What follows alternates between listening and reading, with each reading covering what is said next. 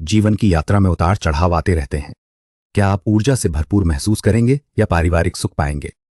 तो क्या आपको यात्रा के अवसर मिलेंगे या फिर पुरानी परेशानियां बढ़ेंगी? आइए जानें इन सवालों के जवाब और इनसे निपटने के उपाय। तो चलिए विस्तार से हर भाव को देखते हैं। पहला, घर स्वास्थ्य और ऊर्जा का संकेत देता है। मंगल के प्रभाव से आप किसी परियोजना को पूरा करने के लिए तीव्र ऊर्जा महसूस करेंगे। शायद कुछ नया शुरू करने की प्रेरणा मिलेगी। आपके भीतर साहस बढ़ेगा, लेकिन आवेग में आकर कोई निर्णय लेने से बचें।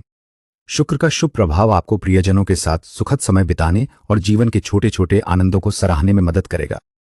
शनि का अनुशासन आपको लंबे समय से लंबित कार्यों को धैर्यपूर्वक पूरा करने में सहायता कर सकता है, जिससे कार्यक्षेत्र में स्थिरता आएगी।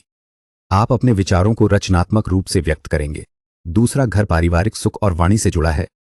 इस समय शुक्र के प्रभाव से परिवार में खुशहाली बनी रहेगी। हर कोई आनंदमय वातावरण में रहेगा। घर को सजाने या कुछ आरामदायक चीजें खरीदने की इच्छा जागृत होगी। गुरु का आशीर्वाद आपको मार्गदर्शन देगा, जिससे भविष्य की योजनाओं में स्पष्टता आएगी। परंतु राहु के कारण कुछ नई रुचियां उभर सकती हैं, जो थोड़ी असामान्य लगेंगी, पर इनसे सीखने को मिलेगा। वाणी में मधुरता रहेगी और रिश्तों में प्यार बढ़ेगा। तीसरे घर में बुध की स्थिति दर्शाती है कि आपके प्रियजन आपसे यात्रा के बारे में बात कर सकते हैं, शायद किसी दूर स्थान पर जाने की योजना। आपको जानकारी प्राप्त करने का अवसर मिलेगा, जिससे छोटी मोटी समस्याओं को सुलझाने में मदद मिलेगी। बातचीत के दौरान आप सहज महसूस करेंगे और कुछ महत्वपूर्ण निर्णय लेने में सक्षम होंगे। छोटे भाई बहन किसी काम में आपकी सहायता कर सकते हैं या उनके साथ संवाद स्थापित होने की संभावना है, जो आपके लिए उपयोगी साबित होगा। कुल मिलाकर यह समय संचार और यात्रा से जुड़ा हुआ प्रतीत होता है। चौथे घर में चंद्र की स्थिति परिवार के साथ समय बिताने की इच्छा दर्शाती है। मां का स्वास्थ्य थोड़ा चिंताजनक हो सकता है, लेकिन गुरु की कृपा से आपको सही मार्गदर्शन मिलेगा और पुरानी योजनाएं स्पष्ट होंगी। वाहन संबंधी किसी काम में विलंब देखने को मिल सकता है। धैर्य रखना आवश्यक है। संपत्ति से जुड़े मामलों में सावधानी बरतें, क्योंकि केतु आपको भावनात्मक रूप से थोड़ा अलग महसूस कराएगा, जिससे निर्णय लेने में कठिनाई हो सकती है। फिर भी यह समय आत्मचिंतन और पुरानी यादों को ताज़ा करने का अवसर लेकर आएगा। पांचवें घर में चंद्र प्रभाव आपके जीवन में भावनात्मक गहराई लाएगा। आप बच्चों के साथ समय बिताने की इच्छा महसूस करेंगे। उनकी मासूमियत आपको सुकून देगी। पुरानी यादें ताज़ा होंगी और अतीत के कुछ प्यारे पल फिर से अनुभव करने को मिलेंगे। परिवार के सदस्यों के साथ बैठकर बातें करना या घरेलू वातावरण में शांत शाम बिताना आपके लिए महत्वपूर्ण होगा। किसी करीबी व्यक्ति का भावनात्मक समर्थन आपको ऊर्जा देगा, जिससे आप सहज महसूस करेंगे। प्रेम संबंधों में भी एक मधुरता आएगी, हालांकि भावनाओं को व्यक्त करने में थोड़ी संकोच हो सकता है। छठा घर दर्शा रहा है कि कुछ समय से चली आ रही परेशानी बढ़ सकती है। मंगल का प्रभाव ऊर्जा के साथ काम करने की इच्छा जगाएगा, पर जल्दबाजी में लिए गए निर्णय तनाव बढ़ा सकते हैं। राहु किसी नई चीज को जानने या शुरू करने की प्रेरणा देगा, लेकिन यह राह भ्रमित करने वाली भी हो सकती है। गुरु आपको अनुभवी लोगों से मार्गदर्शन प्राप्त करने और स्थिति को समझने में मदद करेगा।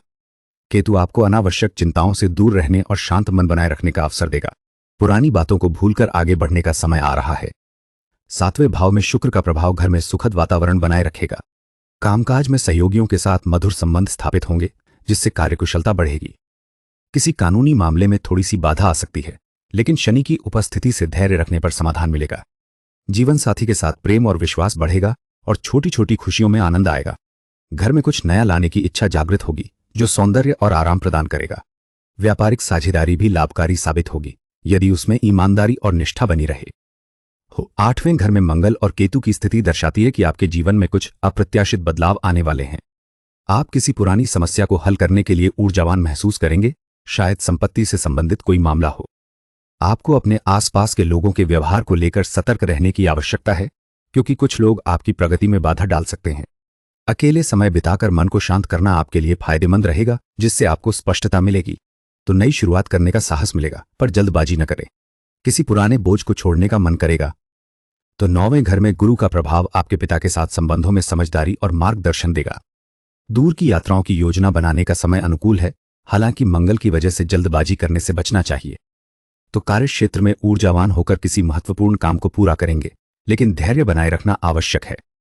पुरानी योजनाओं पर फिर से विचार करना पड़ सकता है, जिसमें सावधानीपूर्वक कदम उठाने होंगे। शनि के प्रभाव से लंबे समय से रुके हुए काम धीरे धीरे पूरे होंगे और आपको संतोष मिलेगा। 10वें भाव में शनि की स्थिति दर्शाती है कि कार्यक्षेत्र में धीरे धीरे स्थिरता आएगी।